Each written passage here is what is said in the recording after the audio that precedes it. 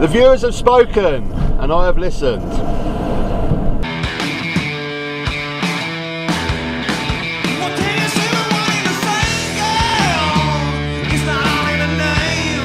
We're back in the van! Yes, we're back in the van. Oh, isn't it great to be back in the van? You've got that annoying engine sound.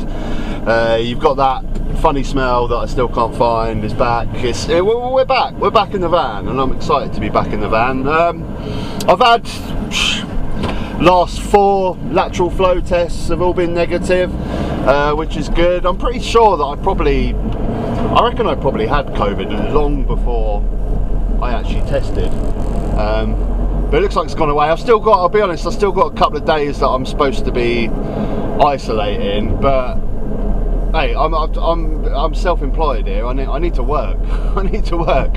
So I'm doing it contactless. I had a little bit of furniture in the back of the van, so I'm just driving to my delivery point, parking outside, messaging them. They're going to unload it and transfer me the money. Completely contactless. Like I say, I don't get paid sick pay. I'm self-employed. 9 days is a long time to go without work. So, but anyway, you're not here to hear about that. So yeah, the latest poll, not too much of a surprise. I know you guys like me talking about Brexit, so latest Brexit news. And I guess the major thing on Brexit over the last week really is this £41 billion divorce settlement from the EU. That's how much our divorce settlement is. Balls to Johnny Depp and Tom Cruise's old divorce settlements. This one's a biggie. £41 billion. That is crazy money, isn't it? £41 billion. And like I tend to say with all my Brexit videos, I always sort of go on to a new topic on each video of whatever's relevant at that time.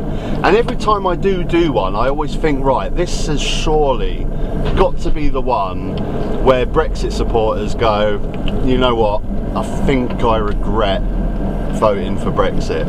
£41 billion. That's just the divorce settlement.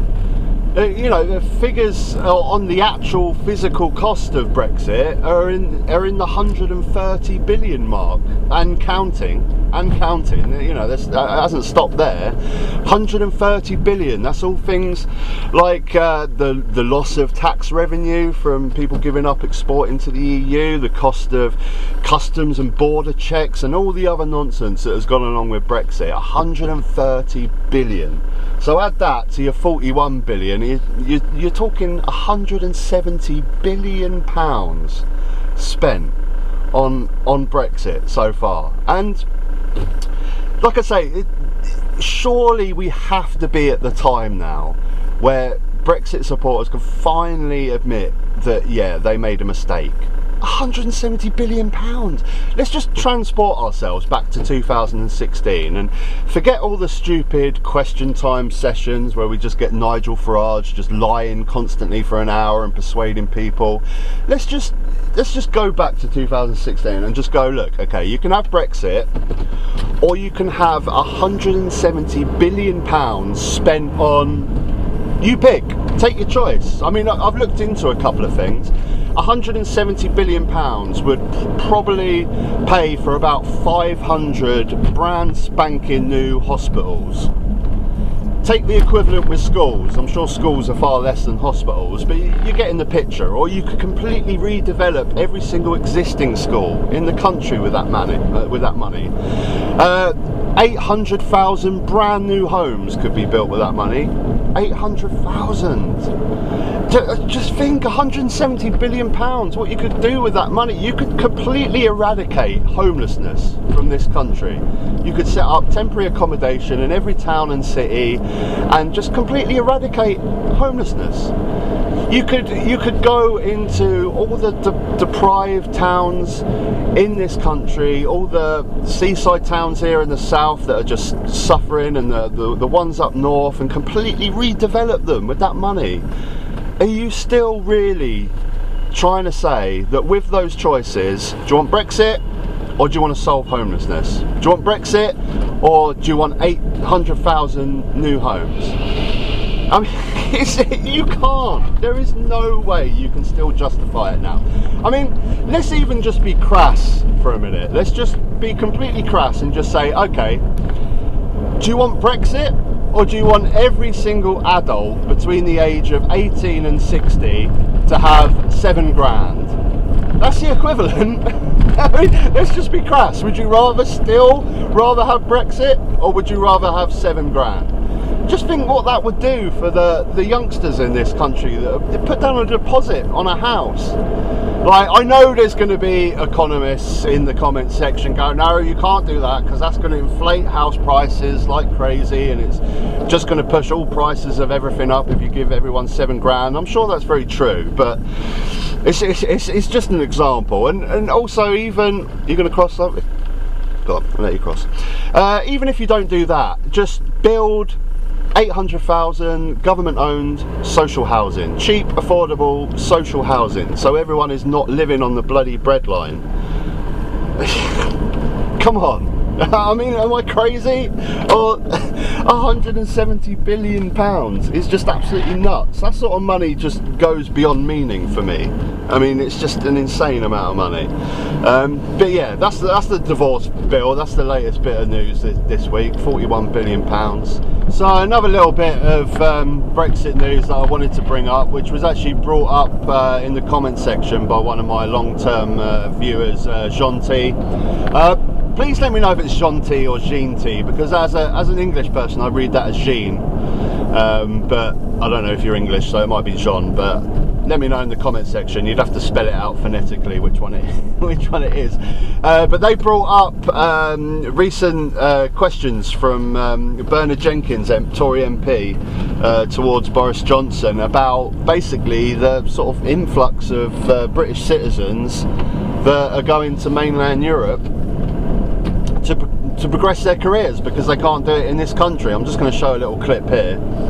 I think I would have enjoyed asking Chancellor Merkel who wants to stop cultural exchange, which was one of the objectives of her visit. No, the answer is the European Commission, because we would not stop visiting artists coming to our own country, but we are losing people from London permanently. They're going to take up residence in other European countries with European citizenship because they can't pursue their careers by staying in London. I hope that we're not, and the evidence doesn't seem to support the view that we're losing all EU nationals because, after all, as you will have noticed, it's not about EU nationals. It's about British citizens taking up citizenship in other countries.